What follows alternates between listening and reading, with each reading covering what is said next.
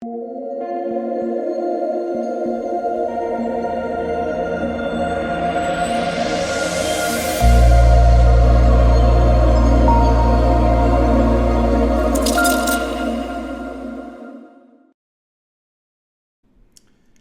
what is going on, guys? It's DK. Back at you with another video here for a final look at the Week 1 NFL main slate on Draftkings. Before I get into the video, if you guys are new to the channel, welcome. My name is DK. I make daily videos and live stream for NBA and NFL slates on Draftkings. You're going to see my face a ton here for NFL, making videos for all the showdown slates Thursday, Sunday, and Monday, doing a live stream for each, and then also obviously covering the main slate and doing a live stream for that as well. If you guys are unable to watch these YouTube videos, I also upload an Apple Podcast. Link down below. It's called the DKDFS Show. If you're interested in signing up for premium content, now is a perfect time. We had a great start to the NFL season last night. We'll go over my lineup, actually my Sunday night video, which will be up either later tonight or tomorrow. But yeah, link down below, patreon.com, NFL package, esports package I cover as well. And then a goal is a combination of everything. Again, NBA coming up very, very shortly.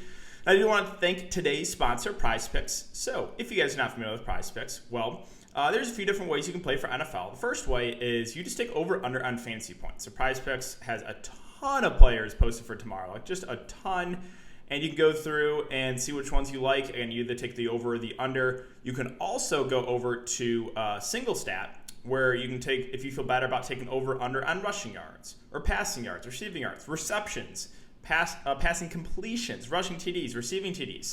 So many different ways you can play. Again, sort through those. You want to go through and see if you like one of those. Or, again, you can just take straight up over/under on fantasy points. You can also mix and match sports, too. So, like, every single sport you can think of. You can play first half contests if you feel a little bit better about that. Yeah, everything. Again, MLB, esports. Again, like I said, you can mix and match. So, if you guys want to try it out, you can sign up, use the code DKDFS.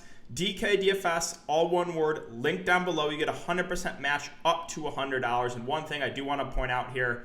All right, here we go. So this is the basic guaranteed winner here. You have Patrick Mahomes at 0.5 passing yards. So that is a free one. Again, sign up using my code DKDFS. 100% match up to $100. You get a free square right here if you want to do, like, two, pair Mahomes, one you really like. And then you only have to get the other one right. So, again, I like it. It's a nice change of pace. You're not playing against someone. You're just playing against the house. And finally, I want to thank you guys again for all of your support and the NFL content so far, preseason, regular season. Really do appreciate each and every one of you. Closing in on 10,000 subscribers. So if you guys are watching this and not subscribed, please hit that subscribe button. Easiest way to support me. Also, leave a like button on the video. Let's try to aim for 100 likes on this one. And hit the notification bell so you don't upload videos and you don't go live. I will be doing a YouTube live stream on Sunday before lock to go over everything, answer any questions you guys have. Also live for the Sunday night showdown as well as the Monday night showdown. All right, guys, so let's get into this video. Let's talk, again, final look, week 1. So this one will be focusing a little bit more on GPPs and a little bit more game theory. So we'll start off with the quarterback position.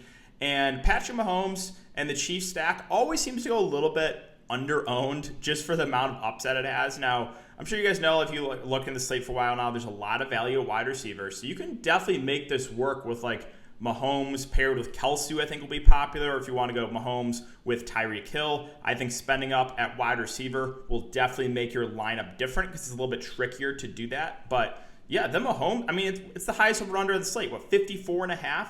So I think Mahomes, the Chiefs stack, it looks really, really good here in tournaments. And it just always seems to go a little bit lower owned than it should be.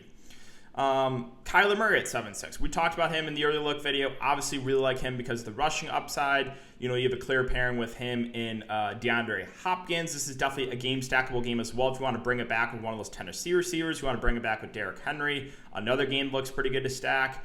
Josh Allen, not the best matchup here, but again, as I said in my early video, Buffalo's just not going to run the ball. So they're going to air it out, even though it's not necessarily the best matchup. I think he also looks like a pretty good GPP play. We have Russell Wilson at 7K. Seattle, what I like about them is that the target share is very condensed. When Seattle's throwing, you know where it's going, right? It's Lockett and it's DK Metcalf. Now, I'm sure a lot of you guys were a little bit frustrated with that last year because it seemed like it was just one or the other that the big game every single, like, it was DK Metcalf week 1, it was Lockett week 2, and it was just back and forth, back and forth. But yeah, this game is projected to be higher scoring, two not so good defenses, and again, condensed target share. I think that Seattle stack looks pretty solid for GPPs. These other mid-range quarterbacks, I think, are all going to be very low-owned because you have what I think will probably be the chalk quarterback in Jalen Hurts. I'm going to have to spend a ton of time here because love the rushing upside. Like the matchup a lot. That game stack looks really good. Cheap pieces on both sides of the ball. But if you feel really good about someone in this kind of mid 6K range, you're probably going to get them at super low ownership, right? If you want to go Tannehill on that opposite side of the Arizona-Tennessee game, he'll be low owned. Like Cousins in that Minnesota-Cincinnati game, that game there should be a lot of points scored. So basically all the other mid-range quarterbacks I think are going to go very, very low owned. And then the cheap guys, I mentioned Jameis Winston, I think is a solid player. That's a high over-under game. Saints are probably going to air it out a decent amount. But yeah, that's kind of it for the quarterbacks. So moving on to the running backs, I spent a lot of time, again, at the guys at the top. They all look really good because there's so much value. So I'm not going to spend a ton of time on these guys. Like McCaffrey, Cook, Kamara, all look pretty solid. Keep an eye on Saquon. Again, the one worry with him, obviously, is the knee injury. They have Melissa as questionable. I fully expect him to go. But, that's the risk, obviously, with a guy like Saquon Barkley. We heard a ton of talk about DeAndre Swift. I swear, on Twitter, if you're just follow a bunch of fantasy football people, it's just nonstop DeAndre Swift talk. Now, obviously the Lions are going to be really bad this year. Probably one of the worst teams in the NFL. Offense, not great. Defense, not going to be much better. If DeAndre Swift can stay healthy, I think he's a guy that definitely can produce this year. But at this price, going up against San Francisco, I'm probably going to pass this week at least. And then we get to the mid-range running back. So I think these guys might go a little bit lower owned than they should be for the amount of upside they have. I mentioned Aaron Jones last video, but I like him. He's not a true bell cow back, but he's going to be very productive when he's out there. Again, high over under, has pass catching ability. Clyde Edwards-Helaire, again, a 54.5 over under. Now you could definitely pair Clyde Edwards-Helaire with Mahomes, right? He's a guy that has he's a good receiving back. So that's one way to get different in tournaments, right? I don't think a lot of people want to do that, but that's definitely, as the years go on, it's becoming more and more viable to stack a quarterback with a running back. Good pass catching running backs. You can definitely stack with quarterbacks. Miles Sanders, obviously the issue with him is how much work does he get? They have Boston Scott. I know, Kenny Gainwell looked really good in the preseason. They want to incorporate him on some third downs. So yes, this game I think has shootout potential, but I'm just going to wait and see how those snaps go for Philadelphia at the running back. James Robinson at 6'4", as long as Urban Meyer doesn't troll us, I think he makes for a really good play at this price, right? Good matchup. Two bad defenses going up against each other, and there's no more Travis Etienne. Now, the way this goes wrong, again, if Urban Meyer trolls us and just splits it 50-50 with him and Carlos Hyde, I don't think that happens, but you never know. Coaches have done some pretty stupid stuff. So, Robinson, he's got the pass catching ability. I think he's going to get a majority of the work unless Meyer trolls us. So I think he makes for a pretty solid play in the mid-range. One guy I think is going to have a really good year this year is Najee Harris. We know, again, Pittsburgh loves working kind of a true bell cow back. I don't really think backups are going to take away from Najee Harris' workload. I think he's going to be out there majority of the game. Another decent pass catching back. I think he is explosive. I think he's going to have a really good year. You can definitely try to buy low on him right now at 6'3", because I think that price is going to continue to go up. One guy I think will be somewhat popular is going to be Joe Mixon. Again, this game is also stackable. Two not-so-good defenses going up against each other. And there's no more Giovanni Bernard. So Mixon should be their workhorse back as well. And again, I think this price is too cheap right now. Kind of a good opportunity to buy low on Mixon, because I also think that price is going to go up. Below that, kind of the 6K range, there's not a ton I love. This Miami-New England game, going to be pretty low scoring. I don't like getting a lot of exposure to that game. If you want to go to a Raheem Mostert, I think that's fine for tournaments. Obviously, the downside here is he's not very involved in the passing game, and they like working other backs. San Francisco, they will not have a true bell cow back. But this is a good matchup, and again, if they're playing from ahead, you could see if Mostert gets in the end zone once or twice, obviously he's going to pay off that salary, so he's viable for tournaments. Atlanta, if you trust Mike Davis to be the true bell cow back, I think that's an interesting play in GPPs. And that game in general, I just think it looks really good. A lot of underpriced guys. Let's see, was there anyone else I wanted to mention here? Now we get to sub 5K. I think Chase Edmonds is at least interesting at 4.6. The downside with him last year was Kenyon Drake, and they kind of split the work. They still have James Conner now, so like I don't think he's going to be their true workhorse back, but he's in an offense that is very dynamic. We know Arizona loves pushing the pace.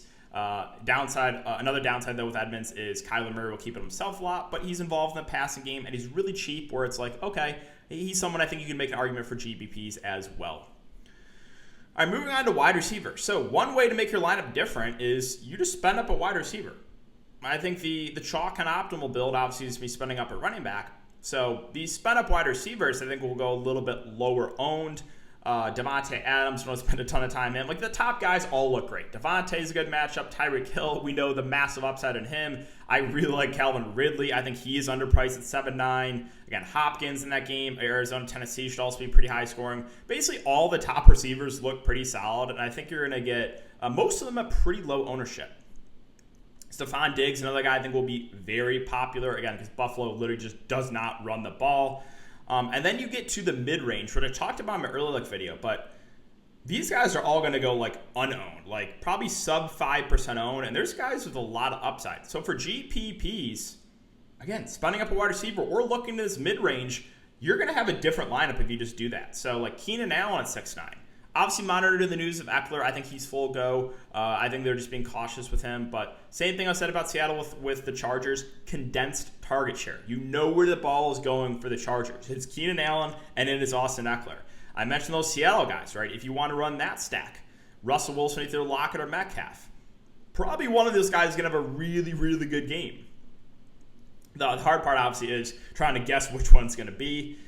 Let's see. Other guys kind of in the mid-range. Keep an eye on OBJ. The AM list is questionable. I fully expect him to play. But if he's out, Jarvis becomes the number one wide receiver. Even so, though, like I don't love that price. I think you are a little bit overpaying for him. The San Francisco wide receivers, my issue with them for week one at least is this is a game that should be playing from ahead. We know San Francisco loves is grounding and pounding it. So, like, probably going to stay away from San Fran wide receivers for that reason. I don't love the game environment. It should be positive game script for them. Again, anyone really in the Philadelphia-Atlanta game I think looks really solid.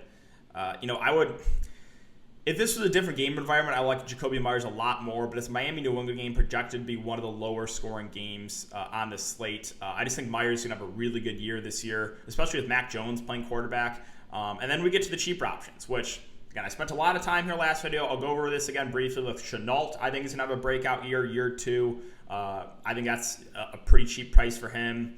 Traquan Smith, this is one thing to go over here for New Orleans. So let's go over to this. Marquez Callaway, I mean, if you watch content for week one, I think every single person has talked about liking Marquez Callaway. So he's going to be chalk. He just is. So that's a late game. I think what you could do is if, maybe you get an injury or you get your lineup starts really slow and you're not looking great in tournaments and you have Callaway in your lineup, just pivot to like Deontay Harris or like pivot to Lowell Jordan Humphrey, right? There's like these guys are coming at no ownership. Callaway's going to eat up all that ownership. There's no Michael Thomas and now there's no Traquan Smith. So this Saints wide receiving core is very beat up. And with everyone playing Callaway, I think you can make the argument to go to one of those other Saints wide receivers at basically no ownership. You remember in preseason I mentioned that? Didn't really work out for me going to Deontay Harris over chalk Callaway, but Deontay Harris was like a fifth of the ownership of Callaway. I think Callaway's going to be even higher owned. I think it's going to be like 30-1 or something like that with ownership of Callaway to the other Saints wide receivers. So for GPPs, right? If you're not off to a great start, then you want to pivot to a lower owned guy. Give yourself a chance, right? I talk about that a lot in the NBA videos. Obviously, going right here.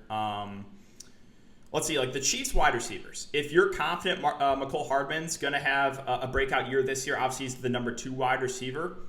He's got a ton of upside. Basically, anyone in that Chiefs offense looks good. I mentioned Jerry Jeudy. Love him this week. I think T. Higgins is getting a decent amount of ownership. A lot of guys, this is where a lot of people are going to be in this 4K to 3K range of wide receiver. So many viable options here. Like Pittman's the number one wide receiver for the Colts. again, I talked about a lot of these guys like Rager, so I don't want to go over it again, but Marvin Jones Jr. is good to go. I think that's too cheap for him. There's probably like 15-ish to 20 guys in this range that are in play, so not going to spend a ton of time there, but yeah, wide receiver I think is where a lot of people are going to spend down. So again, for tournaments, maybe it makes sense to spend up at 1 or 2 guys. You'll have a different build than a majority of people playing. All right, so moving on to tight end, I think Kelce is still going to be popular, and it's just because he's basically a wide receiver 1. He was phenomenal last year. Absolutely no issue with Travis Kelce if you want to spend up at tight end. Kittle, I think we'll get some decent ownership as well. And my one worry, though, with the San Francisco wide receivers is this is a game that they could really blow out Detroit and then just work the running game in the second half. So I'm a little bit worried about that. Hawkinson looks like he's good to go. This Detroit offense is going to be god-awful. Again, as a Lions fan, I'm not super excited about this season, but Hawkinson should get a decent amount of target share. I mean, look at that Lions wide receiver core. It's just, it is gross.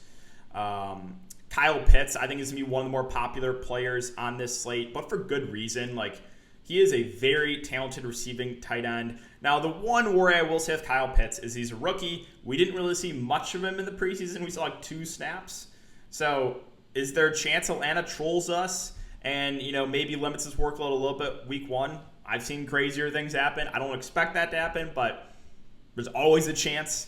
If you're a little bit worried about that, then maybe you go to a guy like Logan Thomas, who I think makes for a pretty good tournament play. I think he's not being talked about enough this year.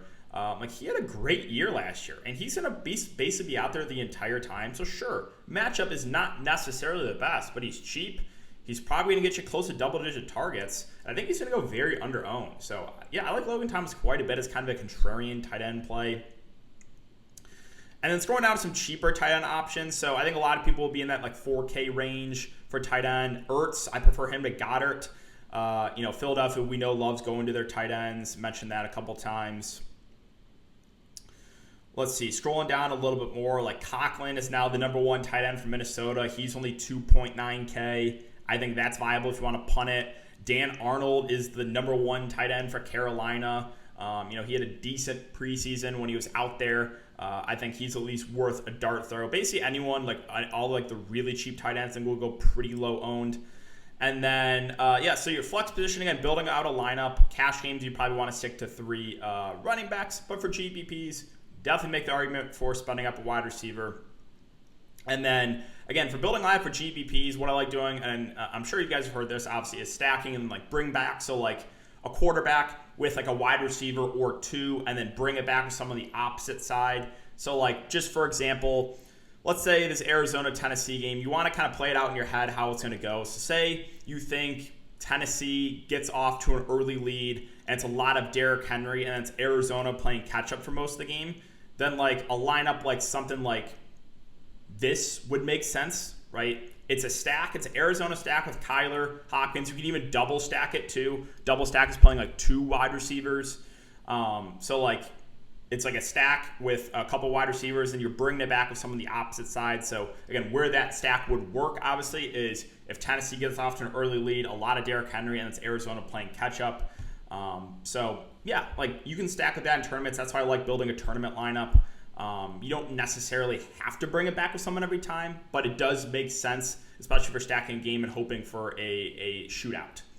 But I really think that's going to do it for the video today, guys. So if you haven't enjoyed the content this far, would really appreciate if you leave a like button on the video, subscribe to the channel if you haven't already, and hit the notification bell so you don't upload videos and you don't go live. I will be live Sunday morning to go over week 1, answer any questions you guys have. So make sure to check it out, guys. Thanks again. Have a great day, and I will see you all Sunday morning in the live stream.